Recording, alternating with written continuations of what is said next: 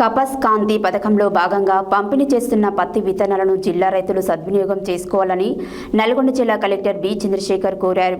గురువారమైన నల్గొండ జిల్లా కట్టంగూరు రైతు వేదికలలో ఏర్పాటు చేసిన పత్తి విత్తనాల ప్రదర్శన పంపిణీ కార్యక్రమానికి ముఖ్య అతిథిగా హాజరై రైతులను ఉద్దేశించి మాట్లాడుతూ కపస్ కాంతి పథకంలో భాగంగా 19 ప్రముఖ కంపెనీలకు చెందిన 65,000 లక్షల పత్తి విత్తనాల ప్యాకెట్లు జిల్లాలో సిద్ధంగా ఉన్నాయని, అలాగే వీటితో పాటు సస్యరక్షణ మందులైన వేప నూనె, సూక్ష్మ పోషకాలు, జీవ నియంత్రణ ఎరువులు కూడా రైతులకు ఉచితంగా ఇవ్వడం జరుగుతుందని తెలిపారు.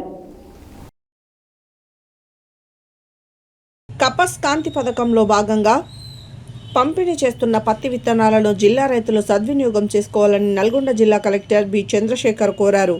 గురువారం ఆయన నల్గొండ జిల్లా కట్టంగూరు రైతు వేదికలో ఏర్పాటు చేసిన పత్తి విత్తనాల ప్రదర్శన పంపిణీ కార్యక్రమానికి ముఖ్య అతిథిగా హాజరై రైతులను ఉద్దేశించి మాట్లాడుతూ కపస్ కాంతి పథకంలో భాగంగా 19 ప్రముఖ కంపెనీలకు చెందిన 1,65,000 పత్తి విత్తనాల ప్యాకెట్లు జిల్లాలో సిద్ధంగా ఉన్నాయని, అలాగే వీటితో పాటు సస్యరక్షణ మందులైన వేప నూనె, సూక్ష్మ పోషకాలు, జీవ నియంత్రణ ఎరువులు కూడా రైతులకు ఉచితంగా ఇవ్వడం జరుగుతుందని తెలిపారు.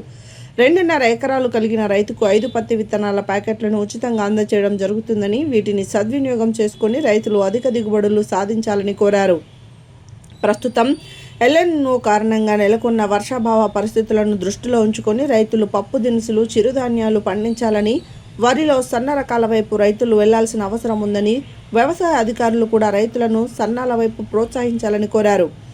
యూరియా స్థానంలో నానో యూరియా వాడాలని, నానో యూరియా ఉపయోగాలను రైతులకు తెలియజేసి వాటిని వినియోగించుకునే విధంగా చర్యలు తీసుకోవాల్సిందిగా ఆయన వ్యవసాయ అధికారులను ఆదేశించారు.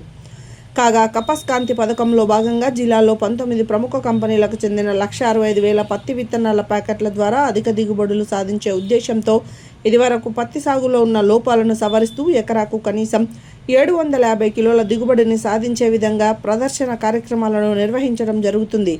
ఈ కార్యక్రమంలో భాగంగా 2.5 ఎకరాలకు 5 ప్యాకెట్లు, అధిక సాంద్రత కలిగి దగ్గరగా పత్తి విత్తనాలు వేసే రైతులకు 10 ప్యాకెట్లు, ఆపై 15 ప్యాకెట్లను ఇచ్చే విధంగా రూపొందించడం జరిగింది. నకరేకల్ వ్యవసాయ శాఖ సహాయక సంచాలకులు, జిల్లా మైనారిటీ సంక్షేమ అధికారి విజయేందర్ రెడ్డి, కట్టంగూరు తహసీల్దార్ తదితరులు కలెక్టర్ వెంట ఉన్నారు. అనంతరం జిల్లా కలెక్టర్ మండల కేంద్రంలో ఓటరు జాబితా ప్రత్యేక సమగ్ర సవరణ కార్యక్రమాన్ని పరిశీలించారు. ఎస్ఐఆర్ కార్యక్రమాన్ని పారదర్శకంగా నిర్వహించాలని, ఎక్కడ ఎలాంటి పొరపాట్లకు తావివ్వకుండా పూర్తి చేయాలని బిఎల్ఓలను ఆదేశించారు.